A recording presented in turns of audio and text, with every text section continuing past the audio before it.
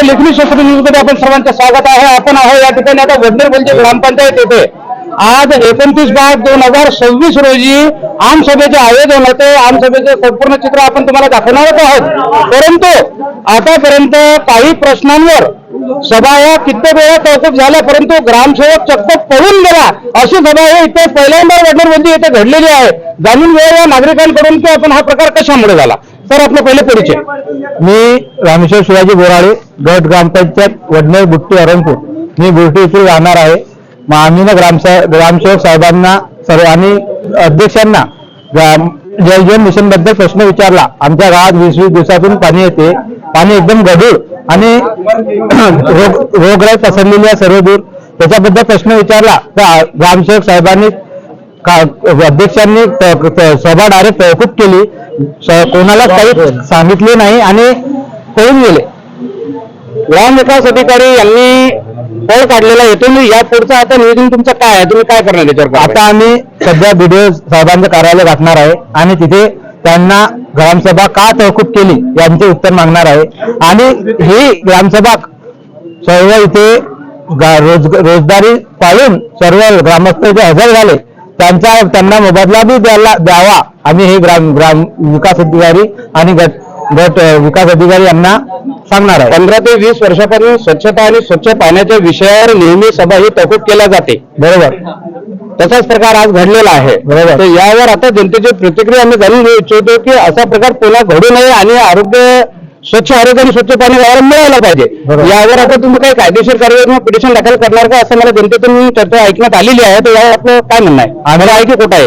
ही कायदेशीर कारवाई आम्ही सध्या गट विकास अधिकारी यांना जलजीवन मिशनची चौकशी ग्रामपंचायतची लावा म्हणून सगळं माहिती दिलेली आहे. आम्ही ना याचा पाठपुरावा ग्राम विकास मंत्रालय CO सर्वांना यांची लेखी स्वरूपात अर्ज पाठवला आहे. आपलं नाव? राधेश्याम ज्ञानेश्वर सात. आपल्या गावाच्या जी प्रक्रिया आहे, ही प्रणाली आहे, याबद्दल आपल्याला काय मत आहे आपलं? याच्यामध्ये याने काय केलेलं की जलजीवन मिशन हे योजना आपल्या गावामध्ये लागू झाली होती. बरोबर, 2021-22 मध्ये. आणि यांना 2025 मध्ये ते हस्तांतरित केली. आणि आज त्यांनी उत्तर देण्यास सांगलं की बा आम्ही या जलजीवन मिशन मधून एक टाकी आणि पाईपलाईन घेतली. आज गावामध्ये जागोजागी पाईपलाईन फुटलेली आहे. बरोबर. आणि सध्याची परिस्थिती आहे, त्यांनी हस्तांतरित केली, मग आपल्या गावातली पाईपलाईन गायब झालेली आहे. जल जीवन मिशनचं नवीन टाकीचं पाणी आतापर्यंत पुरवठा गावाला झालेला आहे काय? अजून गावाला एक थेंबही पाणी पुरवठा झालेला नाही. सध्या पुरवठा हा कोणाकडून? हा महाजल आणि गावातल्या पाणी पुरवठा योजनेचा होता. महाजल योजने 2014 पासून आतापर्यंत स्वच्छ पाणी जनतेला मिळालं नाही. याबाबत आपलं काय? स्वच्छ पाणी त्यांचे फिल्टरच नाही त्यामध्ये. आणि जे इसरखेडून जे पाईपलाईन आलेली आहे ते वारंवार ते डॅमेज झालेली पाईपलाईन. आता जनतेसोबत असंच नेहमी होणार, प्रत्येक वेळी सभा घेणार, सभा या तहकूब होणार, तर जनतेनं यावर काय ठोस पाऊल उचलायला पाहिजे असं तुम्हाला वाटतं? आम्ही मागील काही दिवसामध्ये ग्रामपंचायतवर जलजीवन मिशन अंतर्गत एक मोर्चा नेला होता. त्यांना आम्ही 30 दिवस दिलेले आहे की बा 30 दिवसामध्ये चौथ्या दिवशी पाणी आलं पाहिजे आणि ते पाणी बी शुद्ध पाणी आलं पाहिजे जलजीवन मिशनच्या अंतर्गत. आणि 30 दिवसात जर पाणी आलं नाही तर BDO साहेबांच्या ऑफिस पुढे आम्ही आमरण उपोषण करणार आहे. आमचं ठरलेलं आहे. आणि महाजलचं पाणी आपल्याला स्वच्छ मिळते नाही. किती दिवसातून पाण्याचं असतं त्या ठिकाणी नागरिकांना? 20 ते 22 दिवस, कधी 19 दिवस, कधी 22व्या दिवशी, कधी 25व्या दिवशी. त्याच्यामुळे नागरिकांनी कुणीतरी प्रश्न इथं मांडला की 12 महिन्यातून फक्त 1 वर्ष घरपट्टीचा जो विषय मांडला होता. तुमचं काय मत आहे की खरंच जेवढ्या वेळेस पाणी तेवढेच वेळची घरपट्टी पाणी पट्टी घ्यायला पाहिजे? बरोबर. काय मत आहे आपलं? जे आमचे भगवत रेहमान त्यांनी हा विषय मांडला की बा एका वर्षातून जादा 24 ते 22 एवढे मिळत होतं. तर मग तेव्हा 24 म्हणजे एका महिन्याची हे घ्या तुम्ही पाणीपट्टी घ्या, 11 महिन्याची घेऊ नका. बरोबर. कारण लोकांचा खर्च म्हणजे त्या मेन मुद्दा असा आहे त्याच्यामध्ये की बा तुम्ही घेताना घेऊन आले 12 महिन्याची, पाणी घेऊन आले तुम्ही 1 महिन्याचं. मग हे जे 11 महिन्याची घरपट्टी आहे म्हणजे पाणीपट्टी का बरं द्या त्यांना? काही विरोधकांचं असं मत आहे की आपण जे नवयुवक आज गावाच्या प्रश्नासाठी लढत आहात, तर याला निवडणुकीचं राजकारण त्याच्यात करत आहे की निवडणूक समोर आली म्हणून असा प्रश्न आहे. यावर आपलं काय मत आहे, थोडं स्पष्ट करून द्या. जसं तुम्ही बोलले त्यांना समोरच्यांना विरोधकांना तसंच वाटत आहे की बा समोरच्या निवडणुका पाहिजे हा जो युवा वर्ग आहे हा काहीतरी करायचा याच्यामध्ये. आमचा तसा कुठलाही हेतू नाही आहे. आमचा प्रामाणिक हेतू हा आहे की आम्हाला पाणी, आम्हाला स्वच्छता, आम्हाला क्षेत्रस्ते, हे जे आमच्या काहीचे मुद्दे ते तुम्ही आम्हाला लावून द्या. आम्हाला ग्रामपंचायत लावण्याची काहीही गरज नाही. काम जर झालं, जो काम करेल त्यालाच लोक निवडून देतील. जो काम करणार नाही त्याला कसे निवडून देतील? याच्यासाठी हे जर आम्हाला काही असलं तर आम्ही कसे करणार? यांना जर काम केलं तर यांनाच निवडून देणार लोक. मग हे प्रश्न उलटो कुठे की बा ग्रामपंचायत जवळ आली म्हणून यांनी जर काम केलं असतं तर आम्हाला बोलायला प्रश्न मिळाले असते काय? नाही. मग हे कसं लोकांना विचलित करण्यासाठी असे सांगतात की बा ग्रामपंचायत निवडणूक लढायची आहे. आमच्या फक्त गावाच्या हितासाठी आणि विकासासाठीच प्रश्न आहे.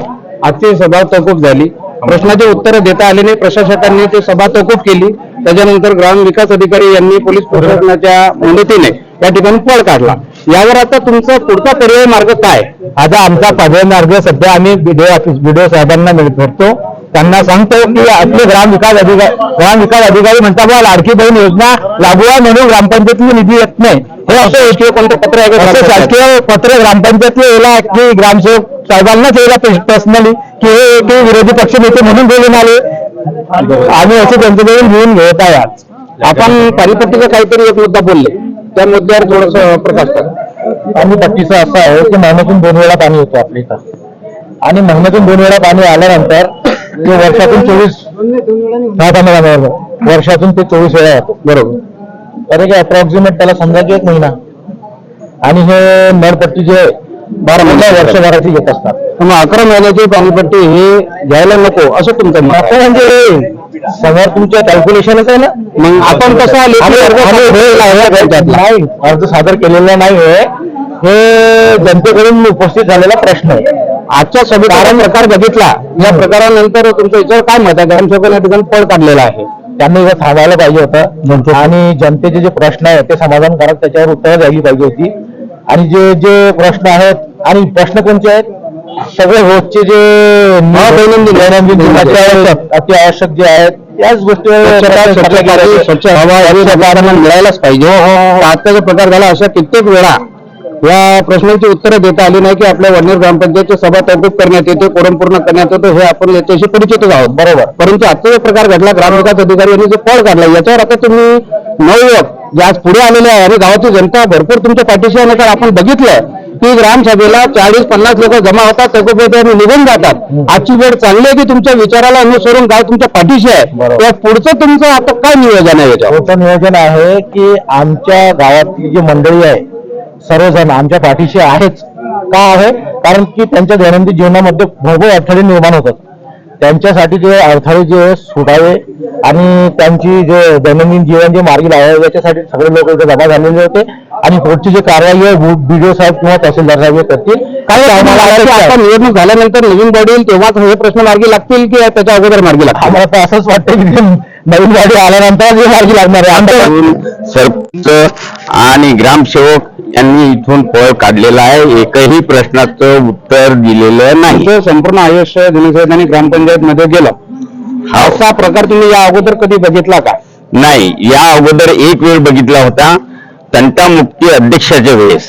अलग लक्षात, अध्यक्ष बदलायचा होता पण त्यांनी अध्यक्ष बदलू दिला नाही. इथं वाद झाला आणि भांडणं झाले आणि सभा ही झाली, आणि ते सदस्य जसेचे तसेच राहिले. ज्या ज्या वेळेस प्रश्नांची उत्तरं दिल्या जात नाही त्या त्या वेळेस सभा तहकूब केल्या जाते. त्याचं कारण असं आहे, आजही सभा तहकूबच होण्यासारखी वाटत आहे. कारण की 50, 55, 60, 70 लोक आले, आम्हाला कोणी काही त्याचा प्रतिसाद दिसला नाही, तरी जनतेनं मागून थोडा प्रतिसाद दिला म्हणून आमसभेला कमीत कमी उभी तरी राहिले लोक किंवा बसले तरी 5 मिनिटं. पण त्यांनी मनाचे समाधानकारक उत्तर दिलं नाही. आणि या 5 वर्षामध्ये जे बी काही झालं असेल ते जनतेच्या उरावर सर्व टाकलेलं आहे, आणि जनतेला कोणताच प्रतिसाद भेटलेला नाही. त्यातलं कारण एक असं आहे की या गावामध्ये कोणीही जनता आजपर्यंत बोलायला तयार नव्हती, आता पूर्ण तयार झालेले आहे. आणि माझी एक सर्व गावकऱ्यांना विनंती आहे की यांनी 5 वर्षाचा कार्यकाळ झालेला आहे, या 5 वर्षाच्या कार्यकाळाचा त्यांनी आपल्याला हिशोब द्यायलाच पाहिजे.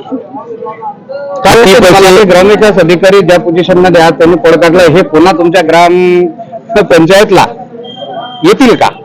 मला आता याची पुढची जी आमसभा होईल तर मला त्याची एक शंका अशी आहे की याच्या पुढे आमसभा वडनेरमध्ये होणे नाही असं मला दिसून येत आहे. झाली तर अशाच प्रकारे होईल, उत्तर कोणाला कोणत्याच प्रकारचं मिळणार नाही. आम्हाला असं वाटे की बा नवीन बॉडी तयार झाली, यंग बॉडी होती, त्यांनी शरीर पहिला ठराव घेतलेला असेल तर पाणी वाळीचा ठराव घेतलेला आहे. बरोबर. आलं का लक्षात? दुसरा कोणताच ठराव घेतला नाही. पहिले पाणी वाळू 50 रुपये महिन्याचा 75 रुपये महिना केला गेला, तरी वडनेर मध्ये पाणी मिळालं नाही. आणि वडनेर मधली जनता अशी होती की बुवा नवी यंग पिढी आलेली आहे, हे जर बिल वाळू राहिले तर आम्हाला समाधानकारक पाणी पाजतील. पाण्याची पण ते झालेलं किती वर्षापासून आहे ग्रामपंचायत? पाण्याची समस्या मी 2004 पासून इलेक्शन लढलेलं आहे. 2004 पासून त्याच्या आधी जे असेल ते मला त्याची काही कल्पना नाही, पण मी ग्रामपंचायतला 2004 मध्ये पहिल्यांदा सदस्य झालो होतो. त्यावेळेस पासून वडनेर भुलजीची दिन अवस्था खराब आहे. म्हणजे 22 वर्षापासून पाणी समस्येला या ठिकाणी जनता झुंज देऊन राहिली असं तुमचं म्हणणं आहे? बिलकुल बिलकुल. काय म्हणणार होते साहेब? तहकूब केली गेली आणि ग्रामविकास अधिकारी यांनी प्रश्नाची उत्तरे न देता या ठिकाणी पोलीस प्रशासनाच्या मदतीने पळ काढला. यावर आता तुमचं पुढचं पाऊल काय? नाही, त्यांनी पळ जो काढला तो चांगला काढला, कारण की असे अकर्तव्यदक्ष ग्रामसेवक इथं असणे अत्यंत दुर्दैवाची गोष्ट आहे. ज्या ग्रामसेवकाला आपल्या जे 21 वर्ष त्यांनी सांगितलं की माझा 21 वर्षांचा कार्यकाळ आहे, त्यांना हे नाही माहित की या योजनेचे पैसे किती आहेत, त्यांना हे नाही माहित की या गावाच्या ग्रामपंचायतच्या सरपंचाचं नाव काय, त्याच्यापेक्षा ते ग्रामपंचायत सचिव इथं नसणं तेच आवश्यक होतं. प्रशासनाने इथं काही ज्येष्ठ सदस्य होते की जवळपास 30 वर्ष झाले ग्रामपंचायत सदस्य घोषवत आहेत, त्यांनी त्यांच्या माध्यमातून हा प्रश्न सॉल्व्ह झाला असता. हे सचिव तुम्हाला यापुढे या ठिकाणी कार्यरत म्हणून अपेक्षित आहेत का? नाही, त्यांना अपेक्षित त्यांनी स्वतः येऊ नये. आम्हाला जे अपेक्षित नाहीच, पण त्यांनी स्वतः या ग्रामपंचायतमध्ये येऊ नये. आणि या एवढ्या मोठ्या ही गावातली मतदारसंघातली सर्वात मोठी ग्रामपंचायत आहे, 17ची बॉडी आहे इथं. या गावाची जवळपास 25,000 लोकसंख्या, 12,500 इथं वोटिंग आहे. ज्या 25,000 लोकसंख्येसाठी तुमची इथे नेमणूक झाली, तुम्हाला जर त्या गावाच्या सरपंचाचं नाव माहित नाही तर त्या ग्रामसेवकाने या खुर्चीवरती बसू नये, आमचं सरळ म्हणणं आहे. जर आले तर पुढचं पाऊल तुमचं काय? आले तर त्यांना त्यांच्याच जागा दाखवण्यात. मी अगोदर मला सांगतो की एक व्हिडिओ क्लिप व्हायरल झाली होती, ती गुंडा खोलून बसलेले होते. आता अधिकारी लेवलचा व्यक्ती जर ग्रामपंचायत सचिव पदावर जर गुंडा खोलून बसतो, किती लाजिरवाणी गोष्ट आहे. आता माजी मेंबर शालिग्राम जुमळे यांनी 22 वर्षाचा कार्यकाळ या ठिकाणी जनतेच्या त्रासाचा सांगितला.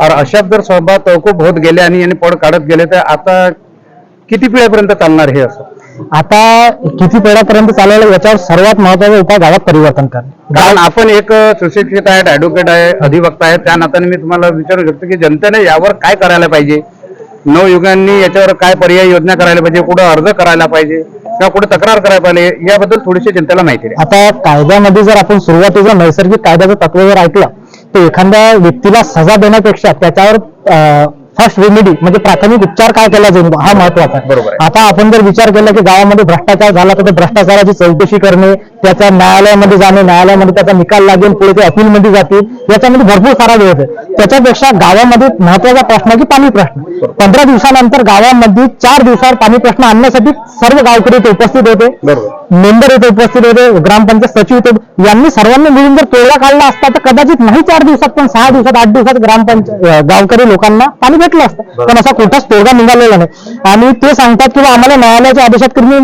खर्च करू नका. मी सांगतो की ग्रामपंचायतची जे ग्रामसभा असते त्या आमसभेला एवढं महत्व आहे की ज्याच्यापेक्षा जेवढं महत्व संसदेच्या ठरावाला महत्व आहे तेवढंच महत्व ग्रामसभेच्या ठरावाला महत्व आहे. भुलजीच्या पंचायत प्रणालीवर आपला किती टक्के विश्वास आहे? पंचायत प्रणालीवर किती टक्के विश्वास आहे आता ते मी सांगू शकत नाही. कारण ज्या प्रकारे 22 वर्षापासून जनतेला त्रास आहे, ठिकठिकाणी भ्रष्टाचाराचं बोलल्या जात आहे, तर यावर जनतेनं जो या ठिकाणी जोश दाखवला आज, त्याच्यावरून तुम्हाला काय वाटते की प्रशासकीय अधिकारी जर पडून जात आहे या ठिकाणी तो भ्रष्टाचार असायला नको की? भ्रष्टाचार आहे, 100% भ्रष्टाचार आहे. भ्रष्टाचारात जे कोणी लोक सहभागी असतील त्यांना सजा मिळालीच पाहिजे. परंतु भ्रष्टाचार जर संपवायचा असेल कायम स्वरूपाचा तर सर्वात पहिले गावामध्ये परिवर्तन होणं आवश्यक आहे. टक्क्याचा सोडा तुम्हाला विश्वास किती आहे? विश्वास तर नाहीच आहे. विश्वास ग्रामपंचायत प्रशासनावर विश्वास नाही. आपल्याला बी विश्वास नाही, कारण इथली जी जनता आहे हे लोक इतक्या सानिध्यात राहून त्याच्यावर प्रेशर येत असते, त्या कारणाने ते जनता त्याच्यात सहभागी होऊ शकत नाही. मी एवढं सांगतो. ग्रामपंचायत कार्यप्रणालीवर आपल्याला किती विश्वास आहे? विश्वास नाही, काहीच विश्वास नाही, काहीच नाही. विश्वास